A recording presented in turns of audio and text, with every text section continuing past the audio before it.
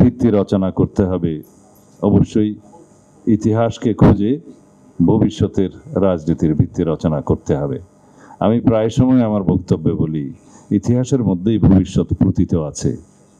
সেই ইতিহাস কিছু আছে আমরা যেন বিস্মৃত হয়ে যাই, কিন্তু কিছু আছে গৌরবজনক ইতিহাস, যাকে আমরা ব্যবহার করে ইতিহাস থেকে শিক্ষা নিয়ে সামনে এগোতে হবে।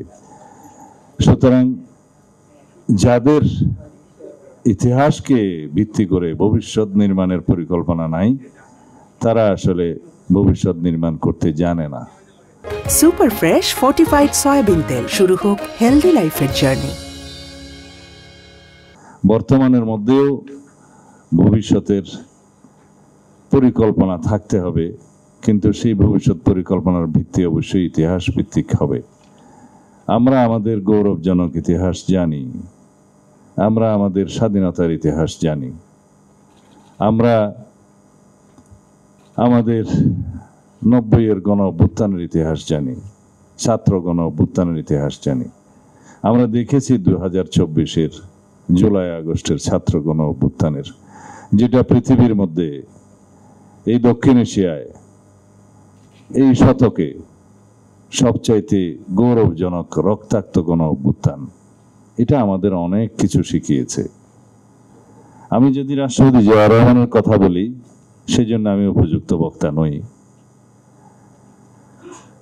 শহীদ জিয়া রহমানের জন্ম হয়েছিল স্বাধীনতার জন্য। শহীদ জিয়া শাহাদত বরণ করেছেন স্বাধীনতা রক্ষা করার জন্য।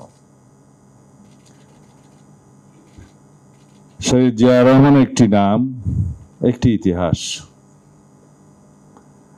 বাংলাদেশের ইতিহাস, বাংলাদেশি জাতীয়তাবাদের ইতিহাস, বাংলাদেশে বহুদলীয় গণতন্ত্র প্রবর্তনের ইতিহাস। শহীদ জিয়া রহমান স্বাধীনতার ঘোষণা দিয়েছিলেন, সম্মুখ সমর করেছেন, বিজয় অর্জন করেছেন, স্বাধীনতা এনেছেন, স্বাধীনতা রক্ষা করেছেন। বাংলাদেশের গণতন্ত্রের জন্য এবং উন্নয়নের জন্য এদেশের সর্বস্তরের নারী পুরুষ সকলের জন্য বিভিন্ন রকমের সংস্কার কর্মসূচি নিয়ে, উন্নয়ন কর্মসূচি নিয়ে বাংলাদেশকে উন্নয়ন অগ্রগতির একটি মহাসোপানে নিয়ে গিয়েছিলেন। সেই জন্যই বোধহয় দেশি বিদেশি চক্রান্তকারীদের ষড়যন্ত্রে তাকে জীবন দিতে হয়েছে। তার জীবনদানের মধ্য দিয়ে, তার রক্তদানের মধ্য দিয়ে বাংলাদেশের মাটির গভীরে তার অস্তিত্ব গ্রথিত হয়েছে, প্রতীত হয়েছে। আমরা সেই জায়গায় দাঁড়িয়ে আছি। অনেকে শহীদ রাষ্ট্রপতি জিয়া রহমানের সততা নিয়ে বক্তব্য দিয়েছেন। এটা বাংলাদেশ নয়, সারা পৃথিবীতে এই ইতিহাস সর্বজন স্বীকৃত। আমরা তার সততার উপর দাঁড়িয়ে রাজনীতি করছি। বাংলাদেশ জাতীয়তাবাদী দলের আমরা যারা রাজনীতি করি,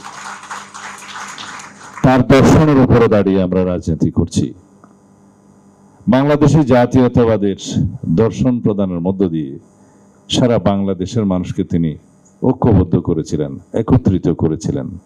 পৃথিবীর বহু দেশে ভাষাভিত্তিক নৃতাত্ত্বিক জাতীয়তাবাদ আছে এবং অনেক জায়গায় ধর্মভিত্তিক জাতীয়তাবাদ খুব রেয়ার দেখা যায়, কিন্তু সমস্ত জাতি গোষ্ঠীকে, সমস্ত জনগণকে, একটি ভূখণ্ডের সবাইকে একটি পরিচয়ের মধ্যে আবদ্ধ করার তার যে আবিষ্কার, সেটাই বাংলাদেশি জাতীয়তাবাদ, যার মধ্য দিয়ে এই জাতির সমস্ত ধর্ম বর্ণ পরিচয়, সমস্ত নৃতাত্ত্বিক, সমস্ত ছোট বড় জাতি গোষ্ঠীর সবাইকে একত্রিত করে একটি জাতীয়তার পরিচয় দিয়ে ঐক্যবদ্ধ করেছিলেন।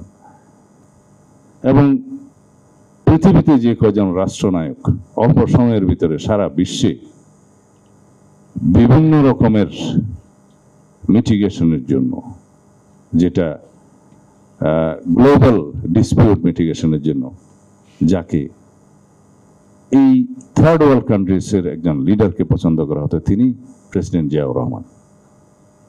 এটা আমাদের জন্য গৌরবের, অহংকারের জায়গা।